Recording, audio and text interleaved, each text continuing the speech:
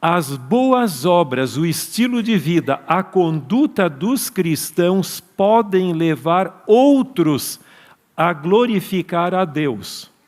Ou, quem sabe, descrer de Deus. Porque é muito fácil também dizer, caramba, se o cristianismo não consegue transformar a vida do cristão, então não compensa ser um cristão. Sabe que no mundo não cristão, muitos questionam o cristianismo por causa dos cristãos. Que você e eu façamos o nosso melhor, para que nossa existência não se limite meramente aos poucos anos de vida que nós temos nessa terra, sejam eles bons, ótimos ou fantásticos, mas que eles se perpetuem por toda a eternidade.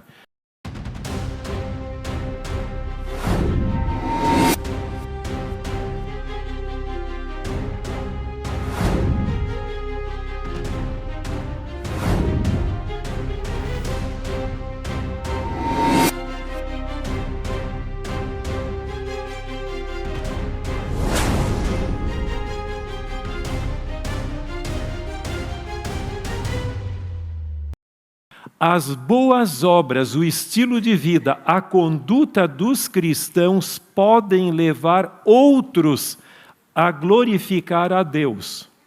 Ou, quem sabe, descrer de Deus. Porque é muito fácil também dizer, caramba, se o cristianismo não consegue transformar a vida do cristão, então não compensa ser um cristão. Sabe que no mundo não cristão, muitos questionam o cristianismo por causa dos cristãos. E como disse um filósofo, o problema do cristianismo são os cristãos. Em outras palavras, pode ser eu ou você. Que diferença faz se você realmente for o sal da terra e a luz do mundo? O cristianismo, o mundo hoje como um todo, espera ver nos cristãos a mesma coerência de vida que existiu no fundador do cristianismo, Jesus Cristo, que não só falava a verdade, mas era a verdade, personificada. Mas eu gostaria de compartilhar com vocês um outro texto de um poema. Eu pesquisei muito, mas não consegui encontrar a fonte primária, mas é atribuído a esse pregador britânico do século XIX. Mas esse texto tem uma profundidade muito grande, é parte de um poema. Você está escrevendo um evangelho, um capítulo a cada dia, pelas obras que pratica, pelas palavras que diz, os homens leem o que você escreve, quer seja fiel ou não à fé. Diga-me, então, qual é o evangelho segundo você? O que esse texto está dizendo? Que eu escrevi um evangelho, um capítulo do meu evangelho na quinta-feira, outro na sexta-feira e outro hoje.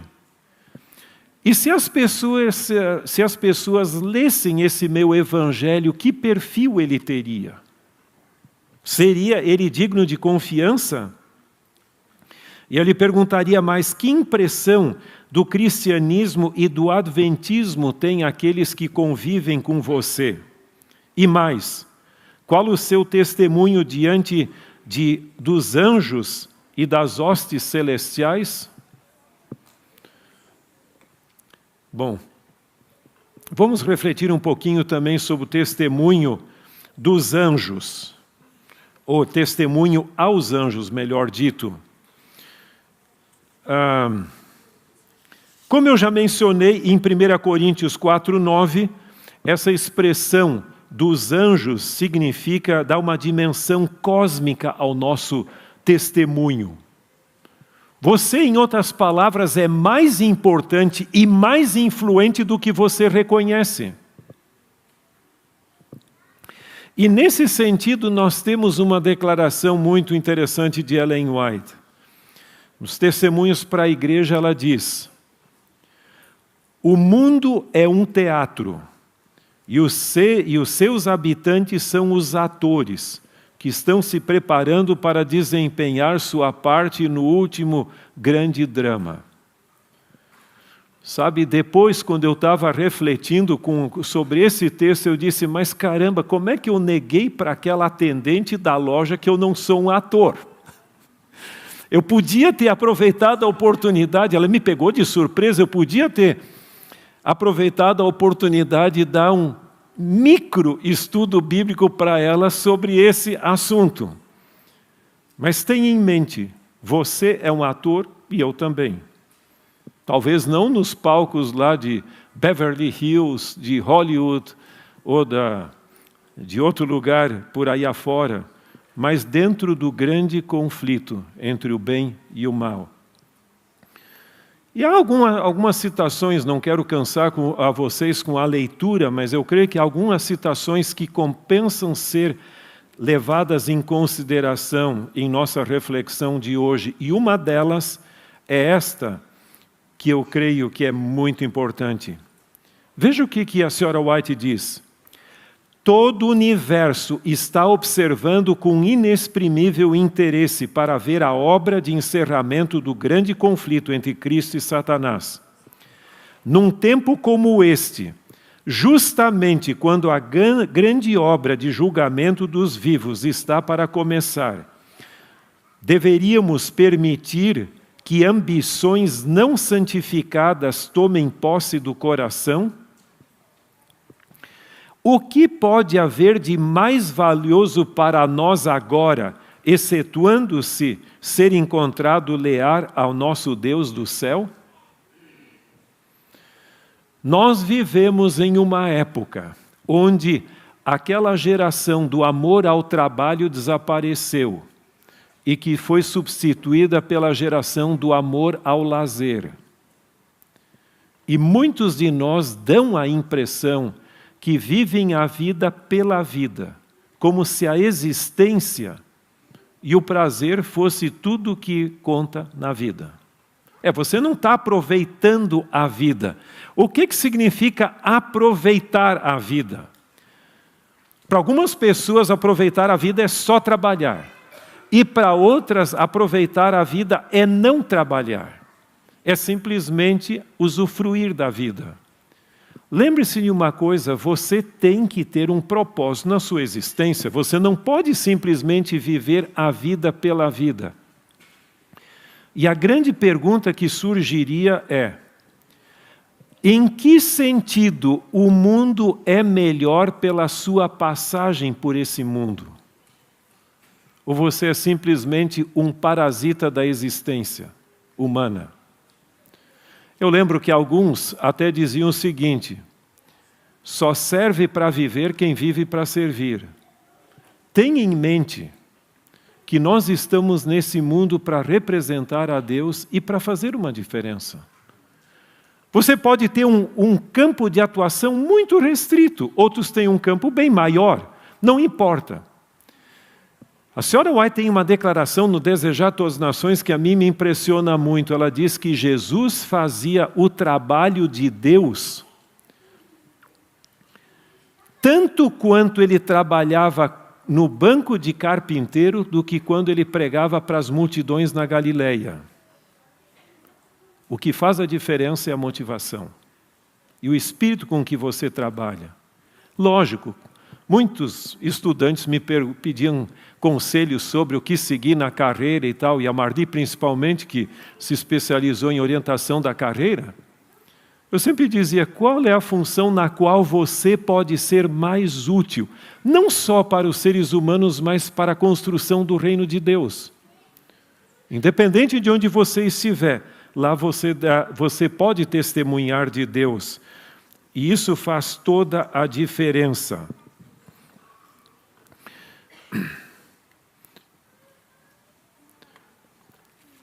Agora, quando nós falamos de sermos testemunhas para os anjos, o ministério dos anjos é algo que merece a nossa atenção também. E veja o que no grande conflito nos é dito.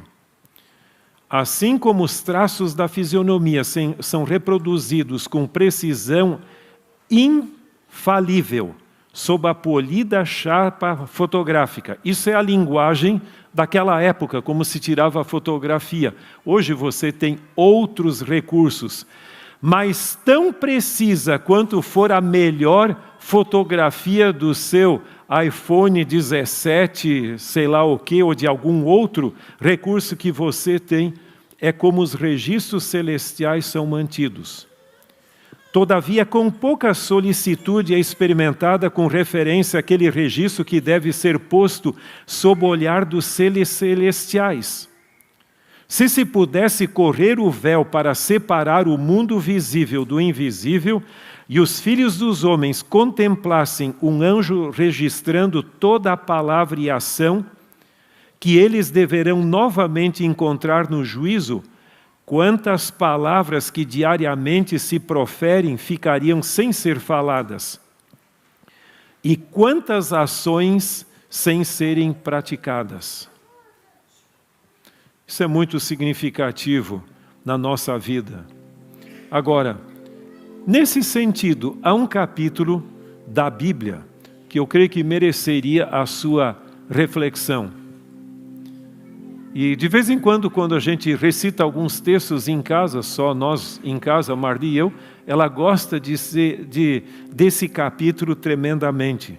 Mas você vê nele várias partes. No início, dos versos 1 a 6, Davi menciona que tu me conheces. Então ele reconhece que Deus o conhece muito mais do que pode imaginar.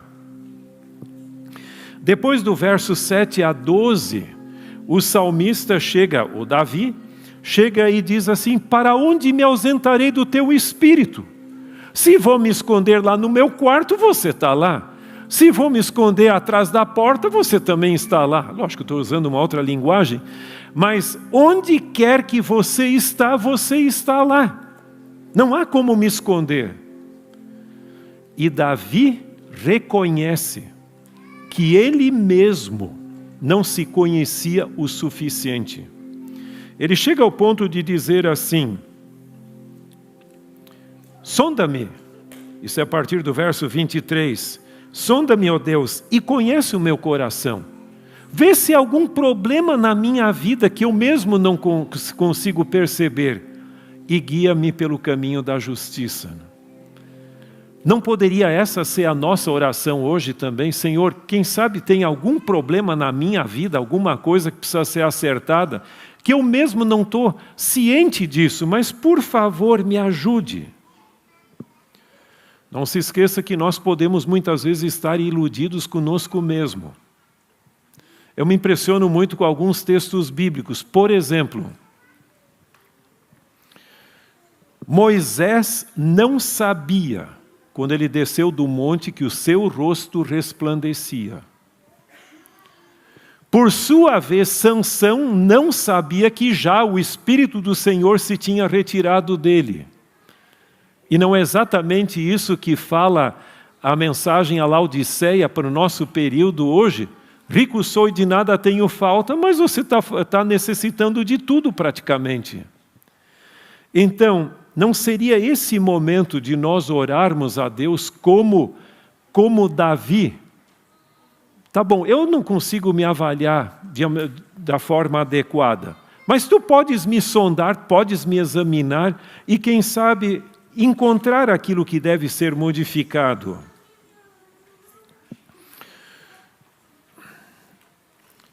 Agora, eu gostaria ainda, antes de nós caminharmos rumo à conclusão, mencionar um aspecto que me impressiona muito. Isso tem a ver com o filme da nossa vida. E no ano bem antes da pandemia, William, o nosso filho, e eu fizemos uma programação juntos em Lisboa, Portugal, e depois íamos para a Polônia também. E passando na região da Polônia, nós passamos por Berlim, que era perto, a caminho, e lá nós visitamos 2 panoramas. E Um deles é o famoso panorama do Museu do Pérgamo em Berlim.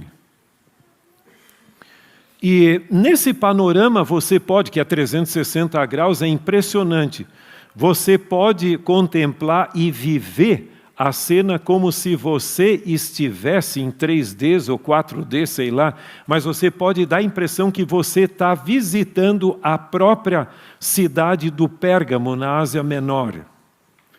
Outro também impressionante, que nós visitamos naquela mesma viagem, foi o panorama de Wittenberg, onde você pode ver a vida da cidade e a presença de Lutero naquela época, 1517, quando ele afixou as 95 teses na porta do castelo, da igreja do castelo de Wittenberg. É impressionante esses lugares. Mas aquilo me levou a uma reflexão e me trouxe à memória o final do grande conflito. A senhora White descreve que no final da história humana, após o milênio, quando todos os seres humanos estarão presentes, salvos e ímpios, toda a história humana da salvação vai passar como se fosse um filme, um panorama, e cada ator vai perceber o papel que desempenhou dentro desse grande drama diante do universo. Isso é muito importante. Ellen White diz, e vamos só pensar nessa citação rapidamente, muitos... Só um segundinho aqui. Aqui, ela, voltando ao que a gente mencionou, cada ator relembra a parte que desempenhou e vê exatamente onde seus pés se desviaram do caminho da pureza e da santidade. O livro do Apocalipse também menciona que, em realidade, aqueles que vencerem nesse grande drama, eles venceram pelo sangue do Cordeiro e pelo poder do seu testemunho. Não é algo maravilhoso? Você pode se sentir fraco, muitas vezes sem condições, como o apóstolo Paulo tentando mudar a sua carreira e não conseguindo, mas o seu sangue tem poder, e o poder da palavra de Deus também, que pode trazer a nós, nos dar o poder que nós precisamos incessantemente para viver a vida. Mas tem um aspecto que é o último que eu gostaria de destacar ainda nessa oportunidade, que, como diz a senhora White nesse texto, muito importante. E eu gostaria que você realmente refletisse sobre essas palavras tão significativas. Muitos parecem ter ideia de que esse mundo e as mansões celestes constituem o universo de Deus. Obviamente que eles são parte do universo de Deus, mas não são todo o universo de Deus. Em outra oportunidade aqui eu até falei sobre a dimensão do universo conhecido hoje, mais de 7 ou 2 setilhões de astros conhecidos no universo. Mas então ela continua, não é assim. A multidão dos remidos percorrerá mundo após mundo, e grande parte de seu tempo será empregado em perscrutar os mistérios da redenção. E através de todo o percurso da eternidade, esse assunto se desdobrará continuamente ao seu espírito. Os privilégios dos que venceram pelo sangue do Cordeiro e a palavra do seu testemunho estão além da compreensão humana.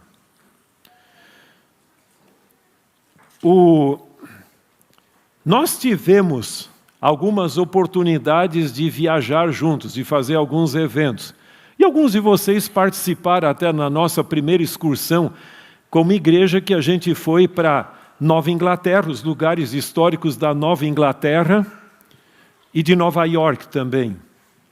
E depois, na outra viagem, nós fomos para Michigan e também Illinois, Chicago, para os lugares históricos da igreja naquele lugar e também a Andrews. E foi tão agradável, de vez em quando a gente ainda lembra disso, da nossa viagem. Até o nosso historiador relatou isso, registrou no livro sobre a história da igreja aqui. Agora, é certo que cada um de nós vai seguir o seu caminho, e quem sabe a gente tem oportunidade de nos encontrarmos em algum momento aí nessa vida, mas nada disso pode se comparar ao privilégio de gastarmos a eternidade juntos.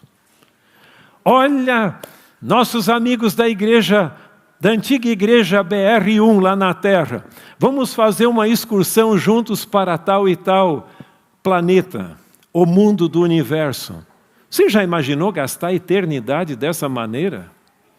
Entrevistando pessoas e indo por ali. E você e eu, nós teremos o privilégio de sermos eternas testemunhas do poder transformador da graça de Deus. E eu espero que você e eu estejamos lá. Porque também tem uma coisa. Há duas citações com as quais eu gostaria de concluir nossas considerações. Essa é uma das que eu mais cito, e a Marli gosta muito dela também. E aqui diz: o céu vale tudo para nós, e se o perdermos, tudo perderemos. Você pode ter uma boa casa, pode ter recursos, você pode ter influência aqui e ali, tudo isto vai passar.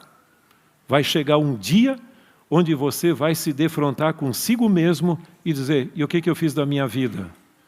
Mas não se esqueça que você veio à existência de uma maneira miraculosa, pelo milagre da concepção, com um único objetivo: se preparar para a vida eterna.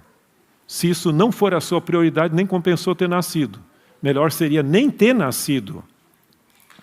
Mas o céu vale tudo para nós e se o perdermos, tudo perderemos. E vamos dar uma olhada na segunda declaração. Se você perder o céu, perderá tudo. Se ganhá-lo, ganhará tudo. Rogo-lhe que não cometa erro nesse sentido. Aqui estão envolvidos interesses eternos. Meu amigo, eu insisto com toda a força possível que você e eu façamos o nosso melhor para que nossa existência não se limite meramente aos poucos anos de vida que nós temos nessa terra, sejam eles bons, ótimos ou fantásticos, mas que eles se perpetuem por toda a eternidade. Não esqueça de se inscrever no canal, curtir o vídeo, comentar e também compartilhar. Que Deus te abençoe.